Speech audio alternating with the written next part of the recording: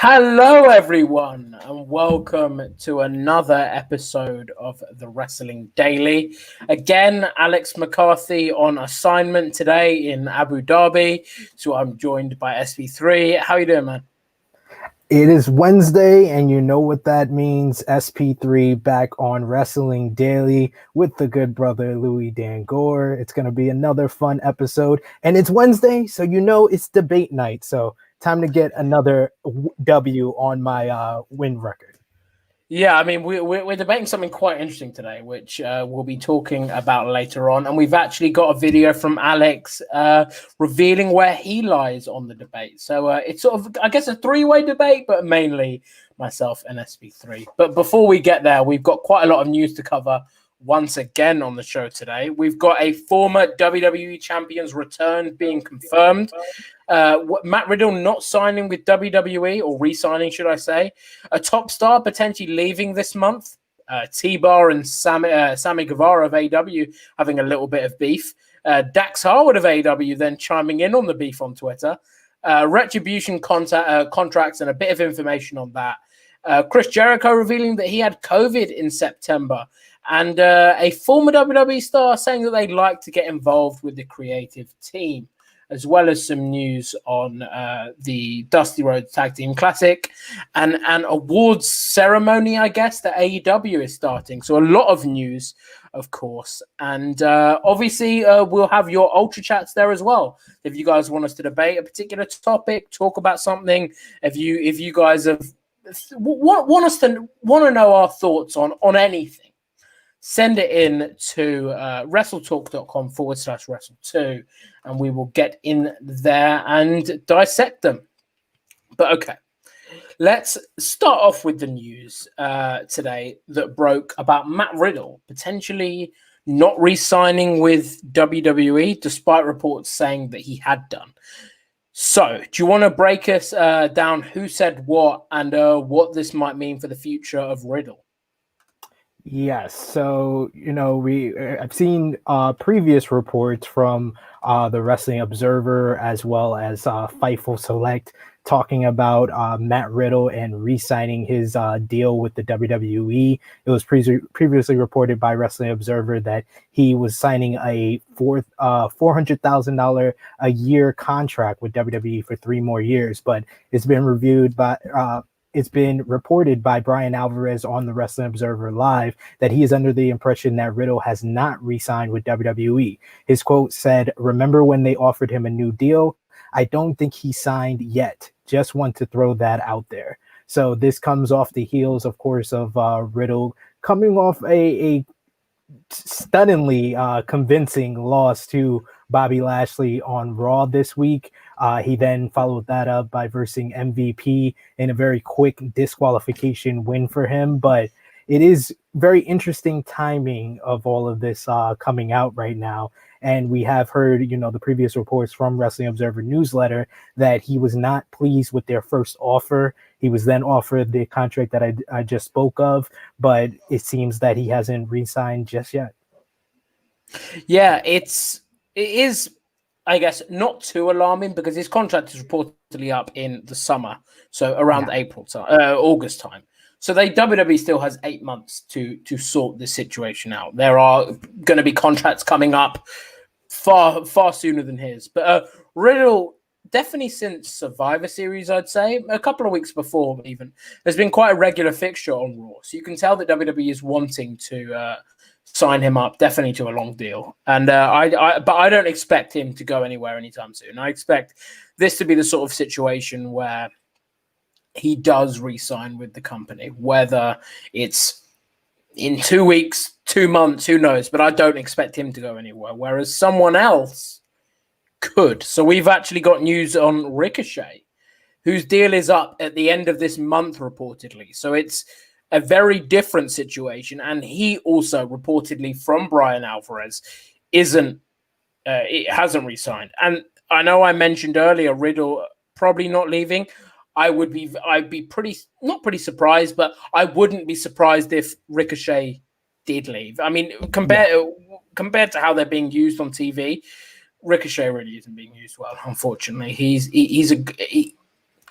He's involved with Retribution, which is fine. I mean, like it is what it is, but I don't think he's being used well at all. So he's someone that I could see leaving and would be a great pickup, whether it's back to New Japan or debuting in AEW. I think he'd be fantastic in either promotion.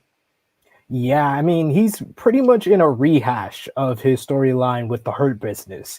And that was a rehash of the storyline with Cedric Alexander. So he's in a double rehash. So it's not looking very good for Ricochet at this point. And he can realistically leave yesterday, and I don't think WWE would be hurt that much because they've really devalued him. Like, he is a guy who was a star in Lucha Underground. He was the star in Lucha Underground. When you think about his run as Prince Puma, he was one of the stars of the junior heavyweight division in New Japan Pro Wrestling. I think his match with Will Ospreay in 2017, 2018 kind of put the junior heavyweight division on another platform.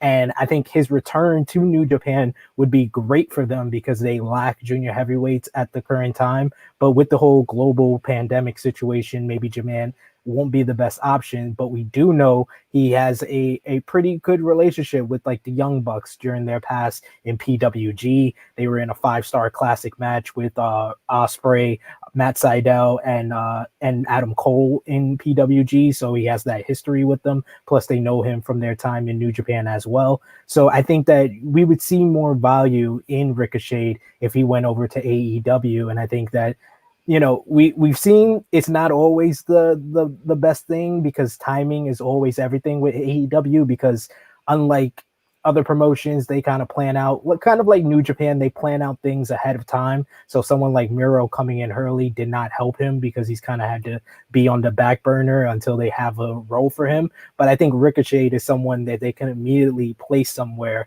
and get a lot of value out of him. Yeah, I mean, they could just announce Ricochet's having a match, and I think it's not how I would do it, but you could definitely get a lot of value out of that. Ace Shock has brought up an interesting question here: expires or does the whole 90 days deal? So I might be wrong here, but I'm 99% sure if a contract expires, like we saw with Matt Hardy, whose deal expired at the end of February last year, you can debut for another company like he did on the 18th episode of March in another company. You don't have to wait the 90 days. But if you ask for your release, like we saw with FTR, like we saw with who's also their release? Brody Lee. Like we saw Brody Lee, you have to wait the 90 days. So Ricochet, if his deal is expiring and he doesn't resign, he would be free to start with another promotion whenever, really. So it's sort of thing we could see play out over the next couple of weeks, even potentially. I know Revolution pay-per-views coming up at the end of February. That could be a great time to have Ricochet debut if you want to have that sort of big special attraction feel to it. But obviously WrestleTalk will keep you posted on Wrestling Daily with any additional information as we get closer to the time of Ricochet's contract reportedly expiring.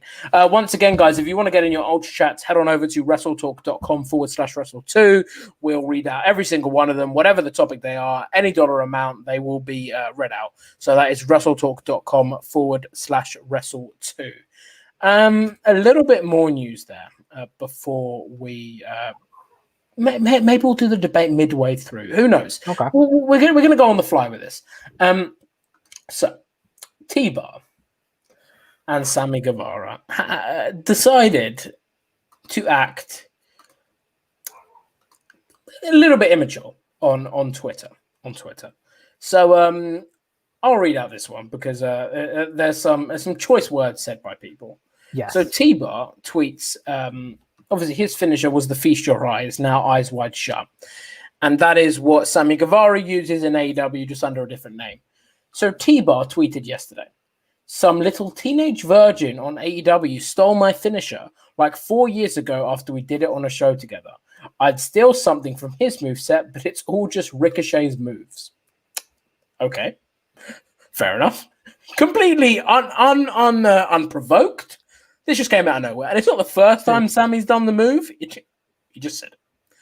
So Sammy then responds, someone tell T-Bag The move actually belongs to Matt DeMorest, the guy he stole it from. And I'm just trying to get the move to be seen since you know he's never on TV. Also, while you're still doing nothing in catering on Monday, check out the newest vlog. So, Sammy Guevara with a little quip back.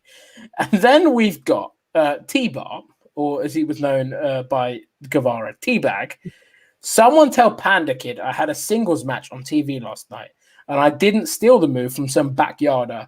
I thought of it in a wrestling ring with Kill for Nova, who I actually need to check who that is. Christian Casanova. Christian, this is why you're on the show, SP3. Look at you. Seamless.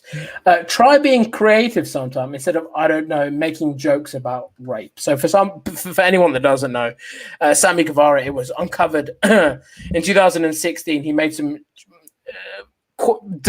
frankly disgusting remarks about Sasha Banks, joking about things like that. He has since apologized. Sasha Banks has come forward and spoken about it.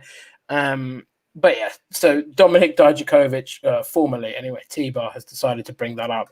And then we had Dax Harwood chiming in, who said, stole my finisher. My finisher. This guy is an idiot. He's lucky to even be in the business. And T-Bar responds to that saying, I could never understand what your problem was with me. I was always polite to you, complimented your matches. I think you hated my style. So weird. Hope all is well. You usually seem like a nice enough dude. So, I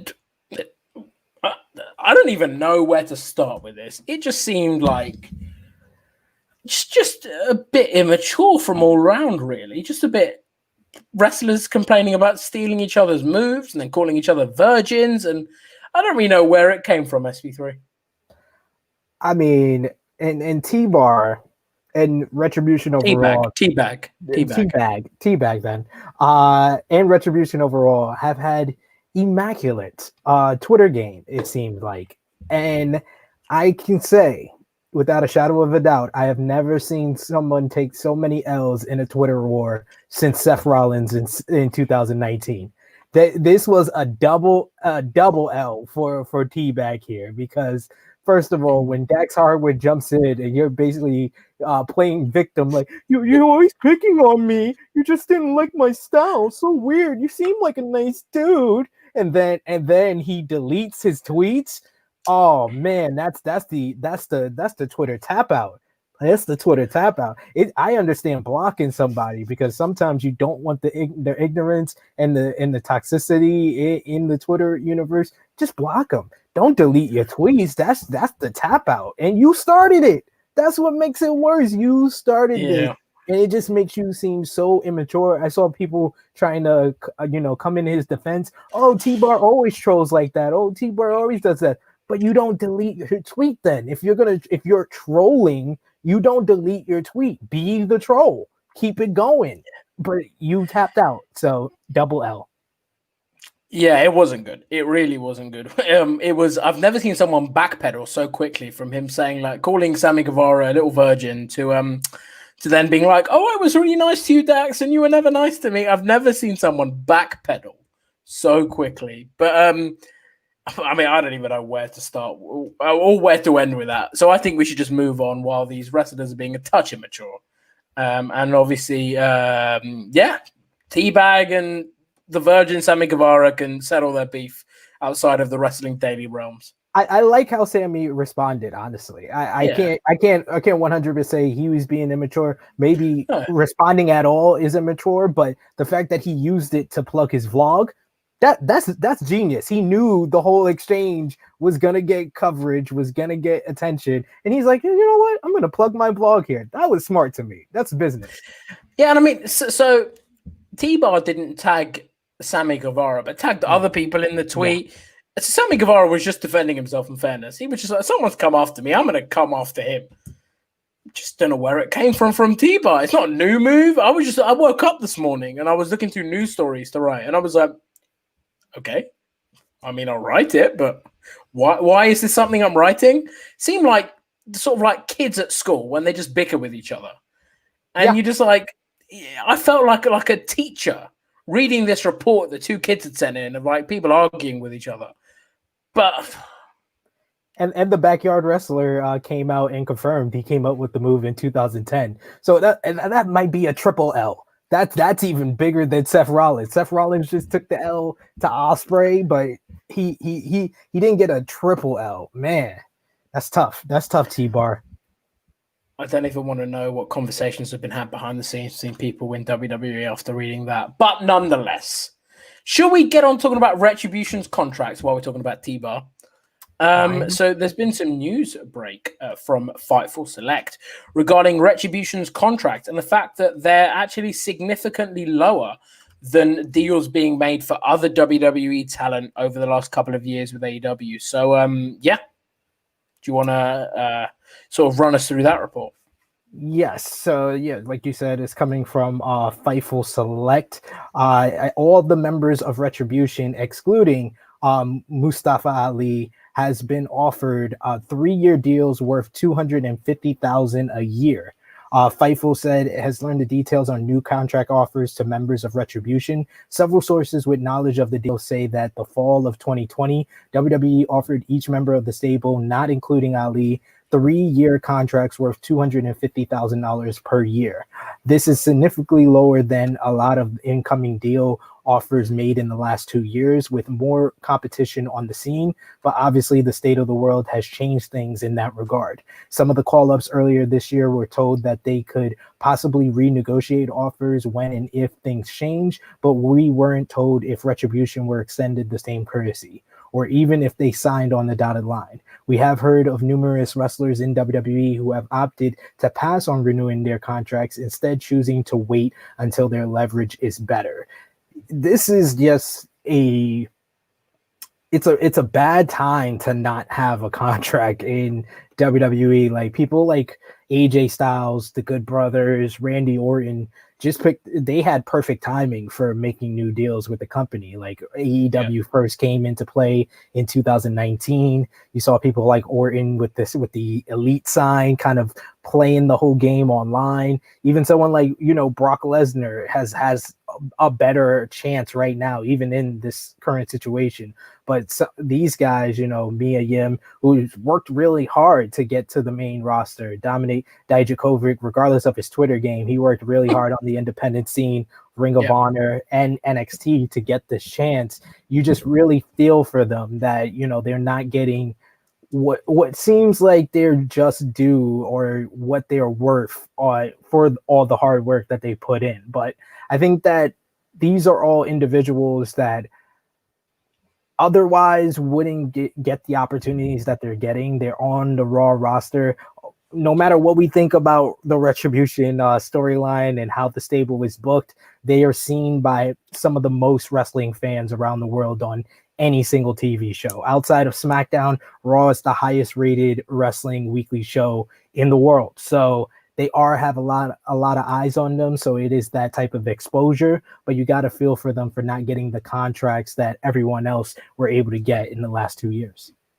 I mean, I do understand it to an extent because of the pandemic going on. Like, things are difficult for companies, and it would be poor business if not poor business, but it would look bad if WWE is offering massive contracts to these people after they furloughed so much of their workforce and released so much talent. It wouldn't be a great look. No, although WWE hasn't really shown a care for that previously, I don't think it's a great look. But I mean, listen. I was actually looking up the conversion rate because I didn't know how much $250,000 was in pounds.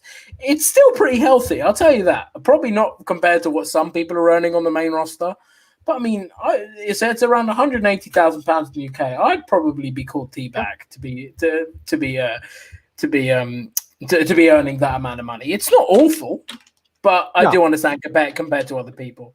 I think we've even got one here from Paul Wright.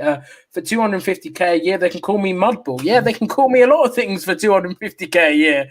I'll tell you that. Yeah, Alex calls me things for nothing. I don't get paid enough to call whatever he calls me.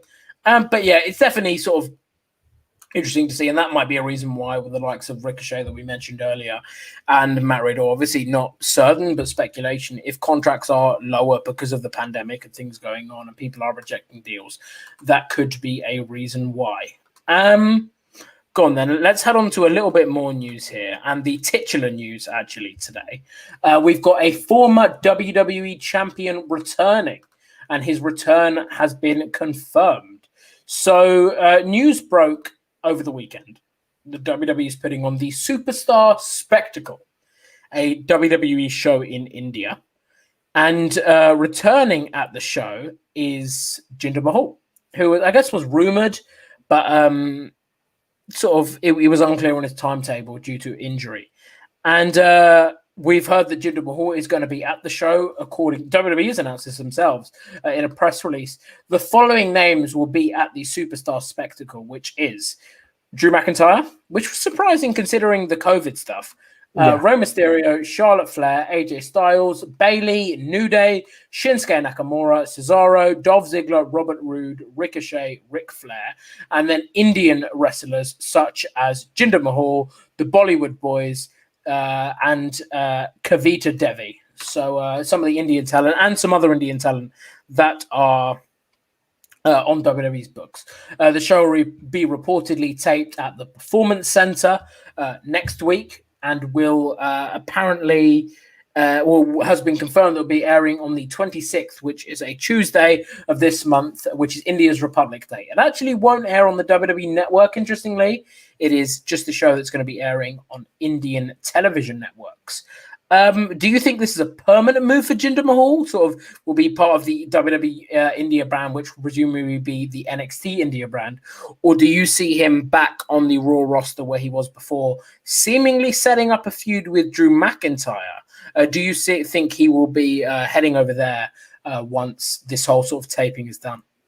So I got a little bit of exclusive news from Sportskeeda Wrestling, where I do have a role as a writer from Raiju Desgupta. He gave me the little scoop that this is not a part of the whole NXT India expansion. This is more of like a special event that they're just doing for India's Republic Day. So it's not a part of the NXT India type of brand or their expansion or global localization, as Triple H put it. This is more of like a special event, which I think it would be a great starting point for NXT India, but I understand, keeping it as a standalone event. As far as Jinder Mahal, I think that he's going to be still on the main roster on Raw and SmackDown. You see someone like Drew McIntyre, Finn Balor, Becky Lynch, they weren't a part of NXT UK. For better or worse, I think all of them, you could say, even since the NXT brand, NXT UK brand launched, they're in better positions than they were before it launched. Drew McIntyre, WWE Champion, Finn Balor, NXT Champion, Becky Lynch, the longest reigning Raw Women's Champion. So I think that they use the main roster to promote these people that have the background of these places that they're expanding in, to further further have things to talk about on those brands, because NXT UK, they talk about Drew McIntyre and stuff like that a lot. And on NXT India, I think we might see Jinder Mahal get a renewed push on the main roster. They could talk about him being a former WWE champion. They could talk about him being a former US champion, and we might see him win the Intercontinental title on SmackDown, so they can be like the current Intercontinental champion. These guys that are in NXT India are going to try to get to Jinder Mahal's spot. They want to achieve the greatness that he has. So we could see a renewed push for him. We could see a renewed push for the Bollywood Boys. They've been picking up wins on 205 Live, but we might even see them maybe advance in the Dusty Rhodes Tag Team Classic. Even just getting a win, that's something that they weren't getting as the Jinder Mahal lackey. So that would be an improved push for them. So I think that Jinder's going to stay on the main roster. But I do also think that him on NXT India, we could see more importance for him if he was to be put on there. Yeah, I mean, it's not surprising news. I don't think. I was kind of expecting, when this India show was announced, that the Bollywood Boys and Jinder Mahal would be on the show, particularly with it being taped in the US. It was kind of to be expected. But it is obviously interesting. I guess it could be something similar to the WWE United Kingdom tournament tapings that they had before, like even a year before NXT UK launched. And it wasn't linked but it was kind of the prelude to test the waters out, to see the interest. Yeah. And I presume this will be what blossoms into it. But yeah, I mean, I don't know how we'll watch the show because it's airing exclusively on India, which I guess does show the intent. If it's not going to be put on the network live or immediately when it's being shown, it's going to be shown elsewhere. But I presume it will end up on the network nonetheless. And we'll obviously bring you any interesting news that happens on the show. I want to get one quick Ultra Chat in before we move on to some other news bits. So if you guys want to get in your Ultra Chats, head on over to WrestleTalk.com/Wrestle2. Any news, any topics we will get into. So we have a chat here from Carol Wands, who says, "Hi, Louis and SP3. Sneaking in to drop off my debate. We know that there'll be no crowds come WrestleMania 37. So do you think they should do a show as a 2-night show like last year or cut it down to 1 day? It is supposed to be the biggest show, right? Miss you all. #hugs." Thank you, Carol. I don't know about WrestleMania having no fans. I think WWE is going to try their hardest, whatever they can do, to have fans at the show. But I would have told you even a week ago, I cannot see the Royal Rumble without fans. So I think that I probably could have told you a couple of months ago, I can't see Survivor Series without fans. Probably at WrestleMania time, I would have said I can't see SummerSlam without fans. So I don't know how further back this is going to be getting pushed. But I think WrestleMania will have some fans. It won't be a full crowd by no means. But I think with the vaccine starting to be rolled out, there will be some fans at the show. I don't know how. I don't know logistically. But I just think there will be some fans at the show. In terms of it being 1 or 2 nights, even if it is a limited crowd, I'd have it 2 nights. It flowed so much better. It was like 2-3 hour shows, which was fantastic. You didn't tire people out. I think that I hope that a 2-night WrestleMania is the plan moving forward for every year, regardless of if there are fans or not. How about you? Do you think there will be fans? And what do you think about the 2-night idea that Carol suggested? Yeah, I am under the idea that, yeah, there's going to be some type of capacity of fans at WrestleMania.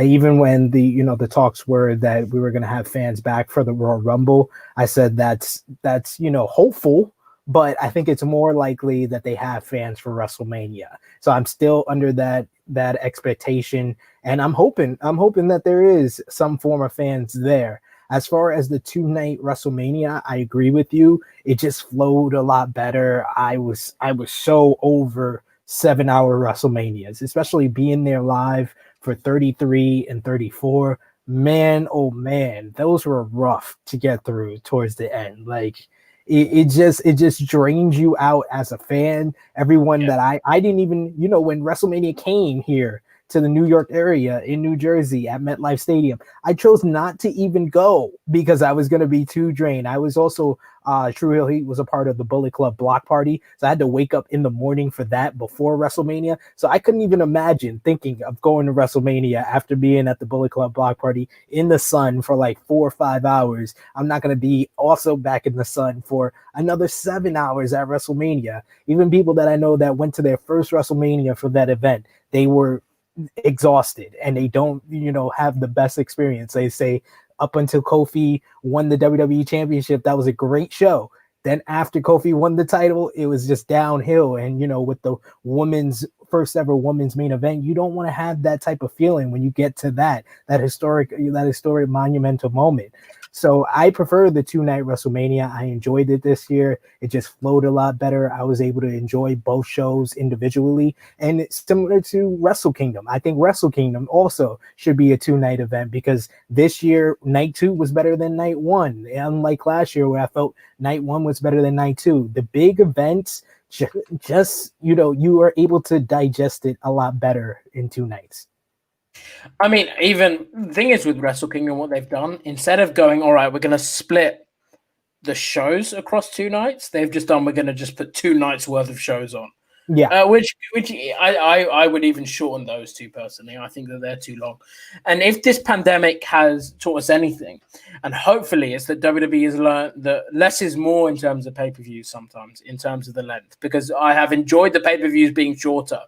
That is, if anything, it's harder to watch AEW pay-per-view sometimes with their length. Although they're brilliant and the wrestling is often better, I struggle to sometimes I lose focus a little bit in the shows. So yeah, I hope that we get a 2-night show.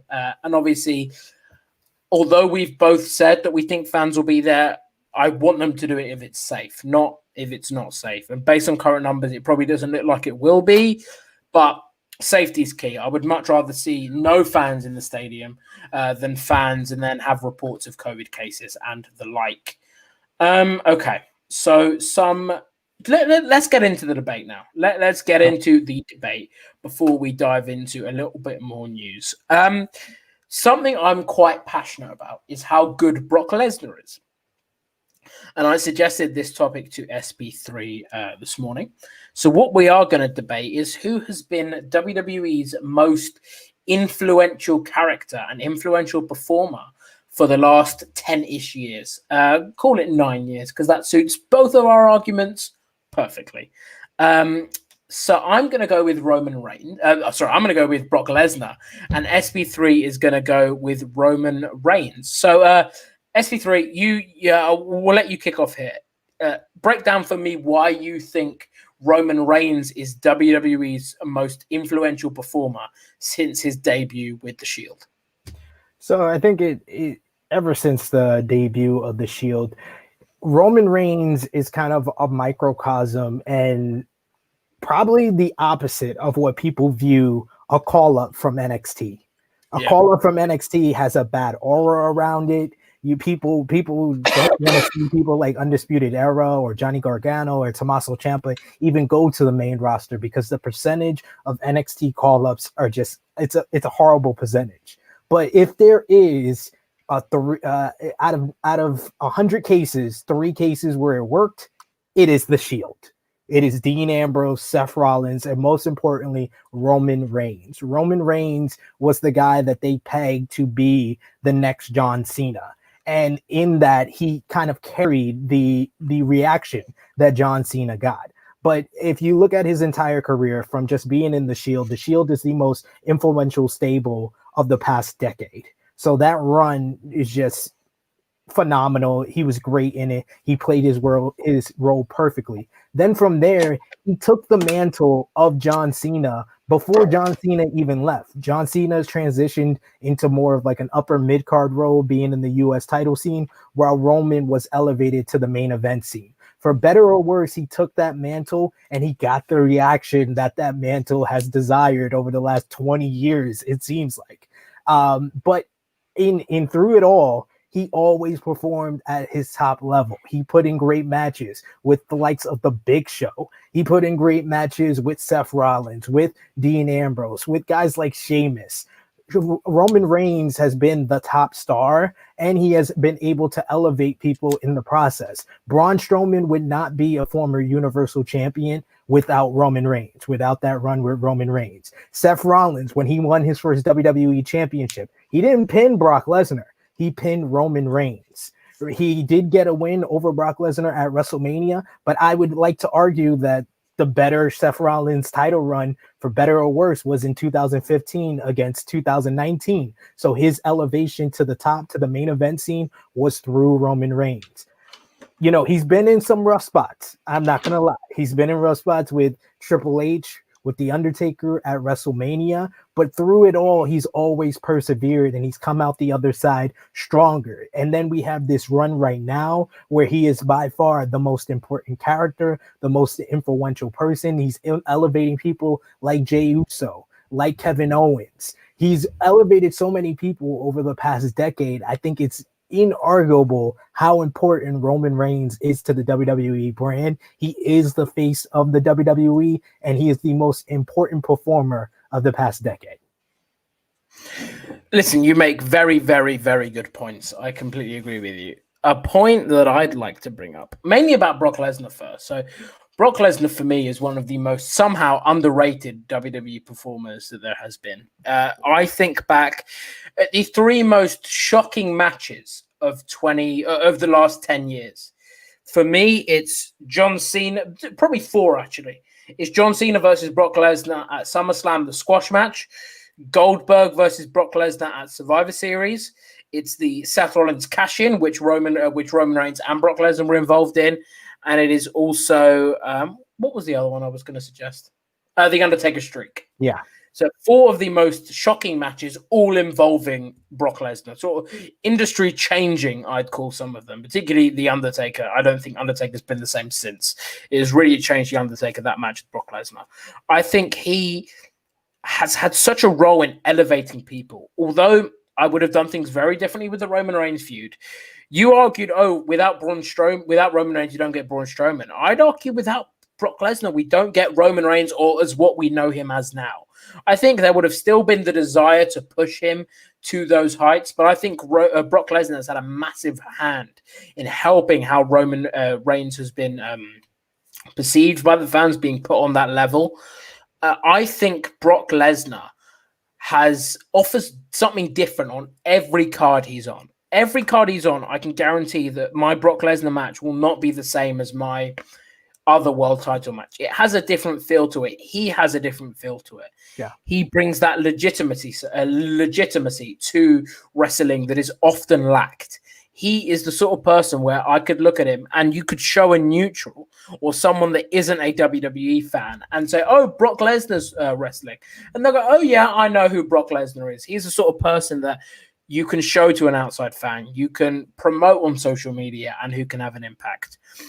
And I understand people's issues with Brock Lesnar. And I think what has been so, I guess, detrimental to him is the way he's been booked.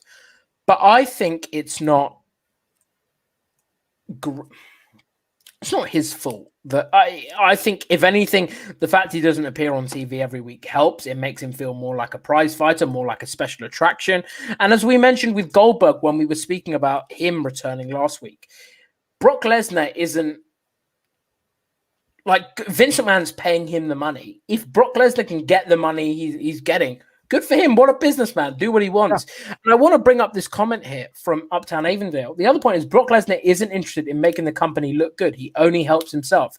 Roman does work to get other guys over. I would like to say SummerSlam matches, Survivor Series matches, I mean, Daniel Bryan, AJ Styles, even Finn Balor at the Royal Rumble, his stuff with Roman Reigns even. I would say Seth Rollins at WrestleMania. I would say Brock Lesnar when he wants to, he does turn up. Rey Mysterio last year, he does turn up and help put people over. Drew McIntyre, if you listen to a Drew McIntyre interview, all he speaks about is how how Drew McIntyre wanted to help him. How Drew McIntyre was said to him when they had that angle on Raw when Claymore kicked him at the top of the stage. He was like, hold up the title. That's not selfish. That's selfless in wanting to put other people over. He's elevated a lot of people. He has also, at times, probably should have lost to some people, like Braun Strowman. Probably should have put them over. But I do think that to say he's not interested in making other people look good or the company look good, I would disagree with personally. I think he's a one-of-a-kind generational talent. You will get potentially another Roman Reigns. I don't think you get another Brock Lesnar, personally. Have you got any sort of thing to add to what I had to say, I guess, or any sort of rebuttals? I think the best way to put this is Brock Lesnar is the biggest star of the past decade. He's the biggest star without a shadow of doubt when you look at the numbers, when you look at the finance, when you look at his role in so many big-time matches and memorable and important matches. But I still stand by the argument that Roman Reigns is more important to the past decade of WWE than Brock Lesnar, because even guys that you could say that Brock elevated, like I said with Seth Rollins, they kind of had to beat Roman Reigns to even get the opportunity to go to Brock Lesnar. Even someone like Drew McIntyre, who I do accredit Brock Lesnar for making him a star and putting him on a level for, the loss at WrestleMania 36. Who did Drew eliminate to win the Royal Rumble? Roman Reigns. Someone like the people that they didn't all pull the trigger all the way on, like Shinsuke Nakamura, when his biggest moment on the main roster. That's why I was kind of calling blasphemy on people that was like, the gauntlet this week was the biggest moment he's ever had. No, I was there live in Philadelphia, Royal Rumble 2018. That was the moment that Shinsuke Nakamura was the king of strong style in WWE. And who was the guy that he eliminated to win there? Roman Reigns. Roman Reigns has just been a key part of the whole WWE microcosm over the past decade. I think that he has really filled the shoes of John Cena. He's a long way from even where he was in 2017 when John Cena called him out for not filling in his shoes the way he should have. And that the fact that John Cena had to keep coming back. If you notice, after that matchup, John Cena's frequent returns to the main roster got less and less frequent. And that was because Roman Reigns was filling that role perfectly. And he has filled it completely now with this run in 2020 into 2021. He's elevating more people. Jey Uso, Kevin Owens. We'll see if he versus Shinsuke Nakamura down the line. And I'm sure he will elevate him as well. I just think that Roman Reigns is the most influential. But I totally agree with all your points on Brock Lesnar. But that tells me that he's more of the biggest star than more influential than Roman. I 100% get what you mean. My argument would be, so your example of Drew McIntyre at Royal Rumble, I think that, yes, he last eliminated Roman Reigns, but what people were talking about coming out of the Rumble was more the fact that he eliminated Brock Lesnar earlier on, hit him with the Claymore, got him out, and had that whole big run. I know people were divided on the Royal Rumble. I said, without Brock Lesnar dominating the first half, Drew McIntyre's win and elimination of him is less impactful. So I think it was genius, and he helped illustrate that and map that out. I think if he would have eliminated AJ Styles last, or another heel, or Randy Orton last, I think it would have had maybe not the same impact as a Roman Reigns, but it would have been bigger. But I think it would have been just as big. But I think if you don't have Brock Lesnar in that role, if he is put over by a Goldberg at WrestleMania, or a AJ Styles, or a Randy Orton, or someone else, I don't think it has the same impact. I think Brock Lesnar was the key figure there. But I do understand what you mean in terms of when you want to put someone over, they do often put Roman Reigns in that role. Roman Reigns is eliminated. I think he's, over the last 4 years, he has been the last person eliminated in the Royal Rumble 3 times. So he's clearly, as you say, someone that WWE says, all right, we need to build someone. Let's have Roman Reigns be a figure in that. Listen, I agree with a lot of what you've said, and I think you make a compelling point for all of it. And I think that there's an argument to be said that Roman Reigns and Brock Lesnar without each other would be less influential. I think they've been, particularly over the last 5 years, so synonymous with each other that you can't really speak about one without speaking about the other. Although we can talk about a lot of how their feud was mishandled, how Roman Reigns should have been put over at times that he wasn't. But I want to head over to Alex here, because Alex has chimed in with his thoughts on the debate. So let's head over to him. Hello, guys. It's me once again, Alex McCarthy, making a cameo on my own goddamn show, while Louis and SP3 hold down the fort, while I'm here in Abu Dhabi on UFC Business. I've been out there doing interviews today, but unfortunately, the internet says I cannot be your host once again. So allow the dulcet tones of the Wonder Kid, Louis Dangoor and SP3 to keep you company while I am away. I understand they're doing a bit of a debate tonight, and the debate is Brock Lesnar's value to WWE. It's a very interesting one. It's very interesting. I've spoken to several superstars who have really praised the work of Brock Lesnar as one of the best minds in the business. Could you have believed that even a few years ago, when people were furious at the climax of WrestleMania 34? And, it seemed that he was just squashing his way through everyone. But alas, he's put over Drew, he's put over Seth, he's put over Roman. Brock is super underrated as a seller. Tremendous seller. When he wants to do that for someone, he's arguably the best in the business. He put together, with Paul Heyman, it's worth noting, the first half of the Royal Rumble in 2020. And that was one of the best Rumbles overall, especially the first half, that I've seen in such a long time, if ever. I don't think that's too much of a stretch to say. It's in the conversation. So Brock Lesnar deserves a lot of credit for knowing how to do business, being the great worker that he is. And I feel like a lot of the time he gets chastised for the way that Vince values him and the money he gives him for the little work that he has to do. And again, like Goldberg, it's not Brock's fault. It's great work if you can get it, and that man can get it. He's got the best look. Man, the aura, it's legit. It's a superstar. I think we should all appreciate Brock Lesnar while we can. There are still great matches out there for him, and I really feel like he's shown his value in the last 3 to 4 years. I was a frustrated Brock Lesnar guy at one point, and he completely turned me around with the past few years. So I think, Louis is making a point, I believe, that he's the most valuable player since his return to WWE in 2012. It's debatable. I mean, the Shield arrived same year. You can make the case for them and the impact they've had on the company. But Brock Lesnar as a star attraction and being every bit that he's billed to be, the man's fantastic. Take care, everybody. Even Louis, even you can take care. Mean, really mean. But yeah. I don't know why he's always got to take little jabs at me. But I didn't listen to what Alex had to say because I didn't want to have him suggest a point and then it'd be a little bit of an unfair advantage on me because I'll be like, I'll steal Alex's point. But he has argued pretty much similar stuff that I've argued. I think it's going to be hard to. I mean, you know what? Let's leave it to the comments. Comments. Who do you think won that debate? I think it was SP3 has done enough to probably convince me that Roman Reigns definitely in with a shout, but I think this is probably the closest debate. You haven't smoked me like you usually smoke Alex. This would be a 10-9 round for sure. But my final point was my first point. Brock Lesnar, I agree with everything. I honestly agree with everything you said. There's not one thing that I can poke a hole at or anything like that. I usually can in these debates whenever it comes to whatever side of the spectrum I'm on, but I can't poke a hole in anything you said. But one thing I can say is the original point that I made.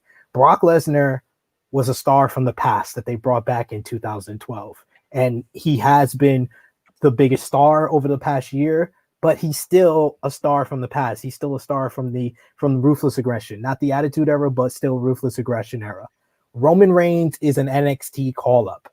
So the value in that and the way that it goes against everything that we believe about NXT call-ups, I think that is the number one reason why he's more important than Brock Lesnar, because Brock Lesnar was a star before this 10 years. Roman Reigns wasn't. Yeah, I listen. You make a very good point, and we got some answers here from people with who people think won that debate. So we got an SP3 here, we got another SP3 here, we got an Alex here. He's won the debate with his 2-minute video. We've got me, we've got you, we've got me again, we've got me, we've got SP3 only just. We've got Bonzo for Life. I'm with Louis. We've got Mod Mother Jenna, who's clearly got an agenda against me and has voted for you, both of you. But listen, yeah, I think that, as you say, that was a 10-9 to you. It's close. It's very close. And I think I'm very happy that, well, not very happy, but if I had to lose to anyone, I'm glad it's you and not that scoundrel, Alex McCarthy. All right, we've got a little bit more news to dive into, but before we do that, let's just read a few ultra chats here. If you guys want to get in your ultra chats, head on over to WrestleTalk.com/Wrestle2. We'll answer your question, debate any topic you want for the remainder of this show. Sorry about that. We have a question here from Mike Jensen. Has there been an update on Alexa Bliss's injury from over the summer? The character she has with The Fiend seems to be an excellent filler story if she needs time to recover from the concussion/neck issue she had. Have I missed a news story about Alexa Bliss being injured over the summer? I'm not too sure about that because I remember her wrestling against Nikki Cross before they got into, Fiend got knee deep in this feud with Randy Orton. She did defeat Nikki Cross on an episode of Monday Night Raw, I believe in November or late October at least. So I don't remember of the injury. Maybe there was one, but I remember her still wrestling on SmackDown when she was over on that brand in the summer. So interesting.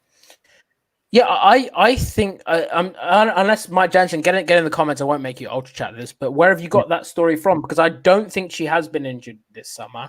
I think this is just more where the avenue WWE wants to take with the storyline. I know she has had a history, as you say, of neck and back problems and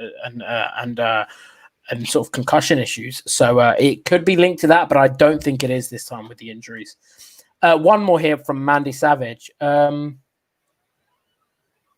Dono story, whatever that means. Maybe donation story, who knows? I have a soft spot for Jinder Mahal simply because I was once a part of a house show crowd full of dirty marks who chanted 3MB at him for so long. He turned around, smiled super big, did an air guitar for us, and we all lost our minds. Yeah, I want to go to a WWE house show. I don't know how much longer they're going to be a thing for or when they're going to return, but they do seem like a lot of fun. Sort of like wrestlers being able to have some fun with the crowd and things like that, like stuff like the Jinder Mahal. He won't be able to do that on TV. I presume being from have you been to the famous MSG shows over on Boxing Day or 26th? Yeah. They must be quite cool. I've been to so many MSG shows throughout my lifetime. I think I've mentioned it on here before, but one of my favorite memories as a kid, I think I was only 14 years old in 2002 when Triple H returned from his quad injury. I was there in the crowd, and being in that crowd, regardless of if you're there for a Raw, for a house show, it's just a different type of feeling, a different type of aura. I think the last time I went to the Christmas show, I went with my nephew, so we have a connection. I've been with my nephew there when he was like 8-9 years old, and now he's in his teenage years. When he was like 15, we went again. So it's a very like family homely thing going to those Boxing Day events at MSG, and it's always fun and always has a steel cage match, as I mentioned to you before. Yeah. I do remember that. I thought you'd been to the shows, and I was like, am I thinking of someone else? But as soon as you mentioned the steel cage, I was like, oh yeah, there we go. Before we get into your final Ultra Chats, let's head on over to a little bit more news here. We have had the brackets for the Dusty Rhodes Tag Team Classic announced. And because I am the most organized man in sports entertainment, I've got the bracket here. So we can go through it. So on the right, so for the first round matches, we've got Adam Cole and Roderick Strong against Breezango, Tony Nese and Arya Daivari versus Ashante the Adonis and Troy. I don't even know who Troy is. I got to be honest. Desmond Troy. Desmond Troy. I did know that. Kushida and Leon Ruff versus Gargano and Austin Theory, which should be very fun. Everrise versus Grizzled Young Veterans. Legado del Fantasma versus the Bollywood Boys. Imperium versus Raw's Lucha House Party. Kurt Stallion and Austin Gray. Austin Gray or August Gray? August Gray. Yep. Yep, that's his new name now. Drake Maverick and Killian Dane, Isaiah Swerve Scott and Jake Atlas, and a new group who are a sort of they've been blanked out here for anyone that's listening on podcast, called MSK, who I have just seen on social media. Desmond Xavier has posted. Oh, there we go. That's gone off his page. Desmond Xavier has just posted that on MSK. So pretty much confirming that is going to be the Rascals. It is going to be Desmond Xavier and not Trey Miguel, because Trey Miguel hasn't opted to sign with WWE yet. There are reports that he is sort of I guess dealing with offers from both WWE and AEW, but it is Zachary Wentz who will be teaming with Desmond Xavier, presumably, for the Rascals, formerly of Impact Wrestling. Very young, exciting tag team, so that should be a great match. I mean, I'll put the graphic back up because there are some interesting choices here that I want to get into. Having Grizzled Young Veterans and Undisputed Era on the same side of the bracket is an interesting choice. It wouldn't have been what I would have done. Put it that way. I would have probably had them as the final. I would definitely say the right side is a lot weaker. I mean, you've got as a second round match either Kushida and Leon Ruff or Johnny Gargano and Austin Theory, presumably against Grizzled Young Veterans, which could be a great match. Yeah. So it does kind of shape up to be presumably MSK versus Legado del Fantasma and sort of all Lucha House Party, and then Adam Cole and Roderick Strong versus Grizzled Young Veterans. Have you got any outside picks for who you think could have a good showing in the Dusty Rhodes Tag Team Classic? And what do you think sort of the final semi-finals and ultimate winner is going to be of the tournament? So I think my final four, it's going to be. Oh, I'm going to put that back up in case you needed to say it. My final four is going to be Undisputed Era and the Grizzled Young Veterans on the left-hand side. Right-hand side, I'm going to go with.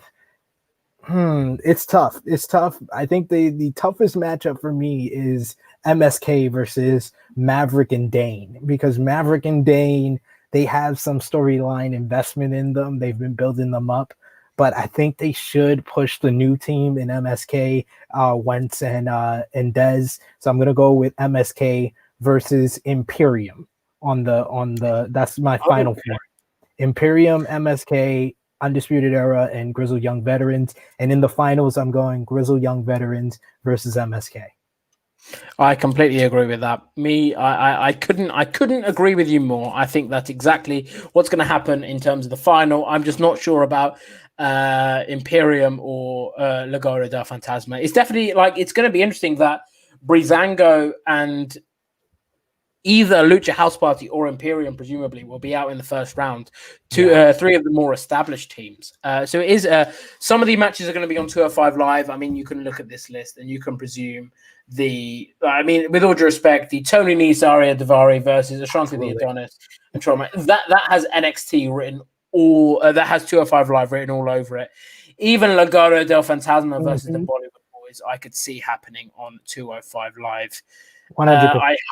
I hope not MSK versus Isaiah Swerve Scott and Jake Atlas, because they all qualify for the weight restriction. I just hope that isn't where MSK are going from here, because they've got a lot of potential.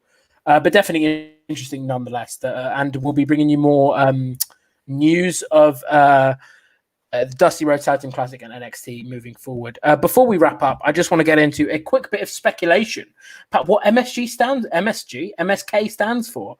I suggested to you before we started middle school kids. It was my bet. I think we've got some suggestions in the comments here. Mystery Science K Theatre. We've got that one. What else have we got? Any other suggestions for the Rascals and what their name will be? What does MSK stand for? Have you got any suggestions, SP3? Micro Smooth Chronic with a K. That would fit with their treehouse gimmick from Impact Wrestling. But yeah, Mega Soft. What begins with a K? Kids. My Snake Kills. My Snake Kills. Wow. From Harry. Interesting. He plays Cyberpunk, probably. MSG is what you get when you have with KFC. Probably. We've got any more news to dive into before we head into the final Ultra Chat? Let me just have a look. Just news that Chris Jericho had COVID in September. Which isn't surprising, because we remember he had his little Sturgis concert, but he came out and admitted it officially. His quote from his podcast was, "I had 0 symptoms. I spent my 9 days in isolation and stayed away from everybody. I didn't have a symptom. I didn't even know I had it. And I went and I got a test and they said I was positive." I was like, "Really? Are you serious?" "Yes, we are serious, because you were at a concert that had 250,000 people who came out of it with the virus. It makes sense." If people were questioning, because he didn't really miss any shows in September, so people were like, "Oh, he wrestled with the virus." No, he did not. If you remember, they had a live Dynamite on September 9th. They filmed the September 16th edition of Dynamite on September 10th. So he had, from that date to like the 23rd, that he was able to do his isolation without missing any Dynamite shows. But Chris Jericho, between his Twitter game, who he votes for, and his treatment of denying and calling this virus a conspiracy, he loses a lot of respect as one of the GOATs that people want to claim him to be. Completely agree. We've got some quick MSK suggestions. Many super kicks from Chris Petru. We have from Mother Jenna, Mr. Shane's Kids. That's going to be their new gimmick. Trey Miguel has been replaced by Shane McMahon. Mini Kill Sisters from Eric's Gaming. I love that. That's my favorite one. And then multiple super kicks from Stone the Gremlin. Some very good suggestions from you guys. Some final Ultra Chats here before we head out.